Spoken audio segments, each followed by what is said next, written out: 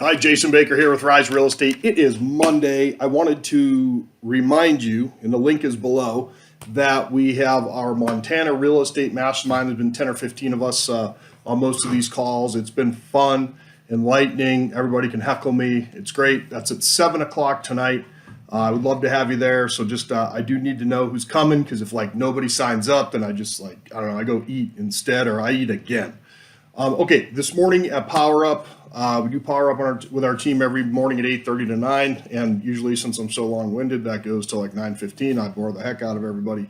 But this morning, I always ask, what is the number one objection that you're getting right now from sellers, right? Because we know whoever controls the listing inventory controls the market. That's the most important thing, is to go out and try to find ways to take more listings, okay? Obviously, increase the amount of people that you're talking to on a daily basis. Increase the groups of people you're talking to on a daily basis. If you're waiting around doing the floor, you're going to be out of business before you know it. Okay, now that I got that out of the way, off my soapbox, here's some of the things the first thing I said today. So let's pretend you're a seller and I'm the real estate agent, Jason, or you're telling me, Jason, I want to wait till spring. And then I would say, what the heck's wrong with you? No, I'm just kidding. So let me ask you quickly. Tell me a little bit more about why you're waiting till spring. What's important about waiting? Now, most of the time when they say this objection, they're just giving you a knee-jerk reaction to just get you off the telephone, or kick the can down the road. Tell me a little bit more about your last experience, or if it was an expired listing. Remember, we don't ever have to bash anybody in this world in order to make ourselves look good. We just have to know our stuff, right? So a lot of the reason why people are waiting till spring, or they say that if you're talking to them, is they either think that it takes green grass, or it's just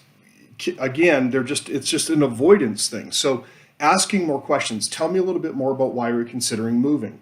What was important about that? How would that make you feel if you moved? Do you understand the problem that waiting until spring causes you? Are you aware that inventory controls pricing or showings and offers? The longer we wait, if the inventory goes up 100 or 200 in our respective counties, that is not going to bode well for a seller. Another question I told my team to ask was, are you just waiting till spring because do you just want to start selling in spring, or do you want to start selling now and move in the spring? They think that things happen in 10 minutes like a year ago, when right now average days on market is, almost 4 months, right? So things are different now. So do you want to, that's an important question. Do you want to wait? Do you want to start selling in May or June, or did you want to be wrapped up and sold by then before all those other houses come on the market?